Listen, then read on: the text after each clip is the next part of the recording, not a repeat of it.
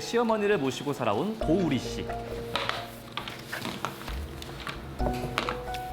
어머님이 왜 안 나오시지? 이 시간이면 먼저 항상 나오셨는데. 어머니! 어머니 주무세요? 어머니! 방에 안 계시네. 어머니! 여보, 어머니가 안 계셔. 방에 안 계셔? 어디 가셨나 봐. 어머니 안 어디 계시는데? 계시죠? 엄마가 이 시간에 가긴 어딜 가? 엄마! 엄마! 엄마! 안 계시다니까 진짜. 어디 가셨지? 어디 가신 거죠? 여보세요? 거기 최고의 시댁인가요? 네, 전데요. 누구시죠? 여기 파출소인데요. 할머니가 새벽에 동네를 돌아다니다가 다른 분들이 여기를 안내해 주셨어요. 네. 이분 치매 어르신 맞죠? 얼른 다시 모셔가세요. 예? 치매요? 일단 저희가 그곳으로 가겠습니다. 그게 무슨 소리야? 치매라니. 일단 파출소로 가봐야 될 것 같아. 어머니 그곳에 계시대. 너무 놀라셨을 것 대체 같아요. 시어머니에겐 무슨 일이 생긴 걸까요?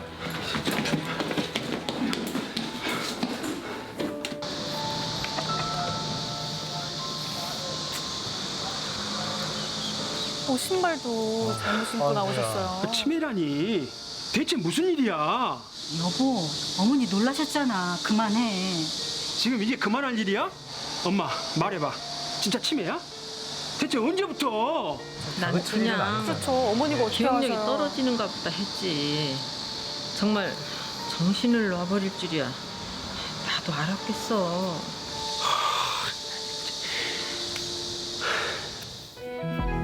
시어머니는 치매 진단을 받았고 그 후 세 사람은 지옥 같은 7년을 보내야 했습니다. 아들 최고야는 점점 지쳐갔지만 며느리 많은 지극정성으로 시어머니를 모셨는데요.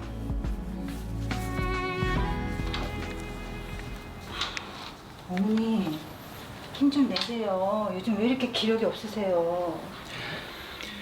엄마가 이러는 게 하루 이틀도 아닌데 뭐.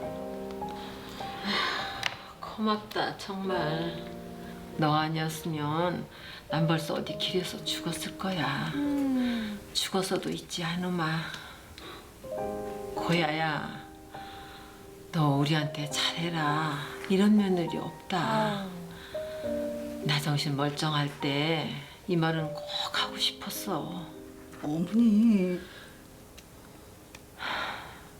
잠깐 정신이 돌아왔을 때 의미심장한 말을 남긴 시어머니. 그리고 며칠 후 세상을 떠났습니다. 마음을 추스러 장례를 끝낸 두 사람. 그런데 수고했어. 저기 우리 결혼하자. 뭐? 네? 결혼? 갑자기요? 갑자기 그게 무슨 말이야? 갑자기 아니야. 나 계속 생각했어. 이제 내가 번 돈 내가 쓰면서 살고 싶어. 당신도 우리 어머니 돌보느라 고생 많이 했잖아. 이제 각자 삶을 살자. 결혼이라고 요새 TV에 많이 나오잖아. 우리 그거 하자. 너무 황당해요. 나 가정주부로 평생을 가족 딸만을 위해서 살았어. 그런데 어떻게 나한테 이래? 어? 나도 평생 가장으로 돈 버는 기계처럼 살았어. 당신도 고생하고 나도 고생 많았잖아. 우리 각자 삶을 살자. 가족은 있고. 뭐? 가족을 잊어? 가족을 잊어? 나쁜 놈 어떻게 나한테 갑작스러운 남편의 조롱 선언. 그 결말은 어떻게 될까요? 야, 진짜 당황스럽네요. 네, 시어머니 장례를 마치고 오자마자 남편이 집을 나가라고 하는 상황인데요. 변호사님, 조론이 뭐길래 도대체 이런 상황이 벌어지는 겁니까? 요즘 조론이라는 말씀 많이 들어보셨을 것 같은데 네. 일단 조론이라는 거는 법적으로 이혼을 하지 않고 각자 자유롭게 사는 걸 조론이라고 하거든요. 그러니까 결혼을 졸업했다 그래서 조론이에요. 근데 별거랑 다른 점은 뭐냐면 별거는 서로 사이가 나빠가지고 따로 사는 거잖아요. 근데 조론은 서로 간에 애정은 남아 있습니다. 애정은 남아 있는데 각자 자유롭게 살자 그래서 따로 사는 것을 이제 조론이라고 할 수가 있습니다. 아, 이거 좀 이해하기 좀 어려워요. 좋아하는 감정은 있는데 따로 산다. 네. 이혼과도 다르고 별거랑도 다른데 그러면 조론을 할 수 있는 특별한 조건이나 규칙이 따로 있나요?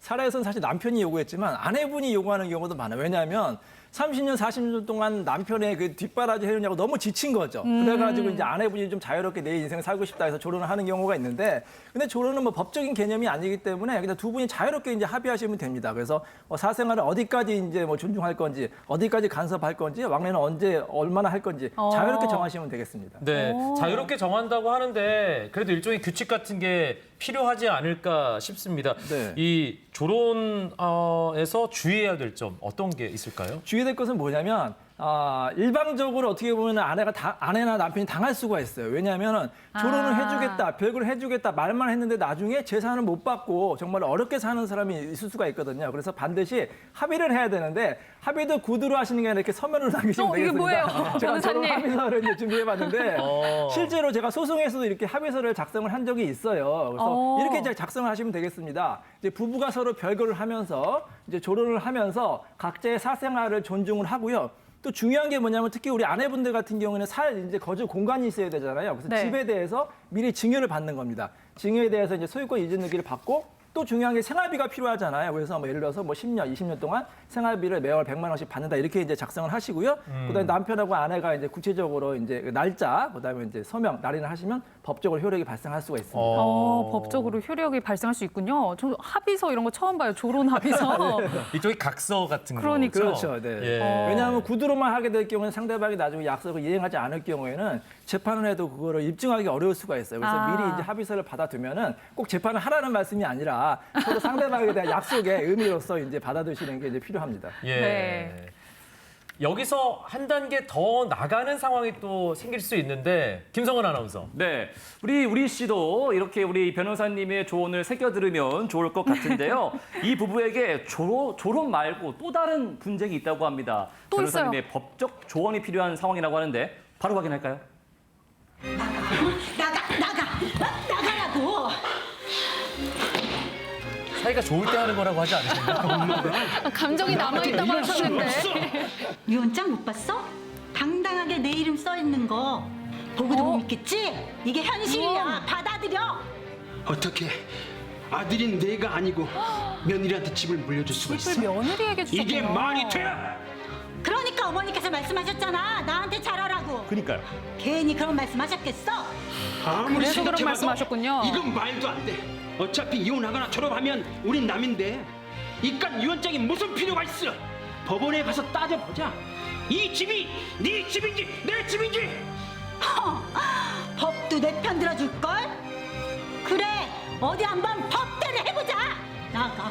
유언장 공개 후 파국으로 치닫는 두 사람. 이인철의 모의 법정은 어떤 판결을 내릴까요? 조론 맞나요?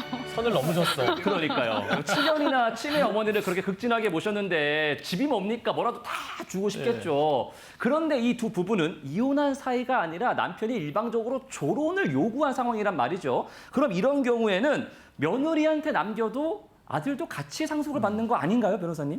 원칙적으로는 이 재산 처분의 자유가 있기 때문에 시어머니가 아들에게 줄 수도 있고 아니면 며느리에게 줄 수도 있어요. 그러니까 원칙적으로는 며느리에게 준 것 자체가 미리 증여를 한 것도 유효하고 유언장에 작성한 것도 원칙적으로 유효하다고 볼 수가 있습니다.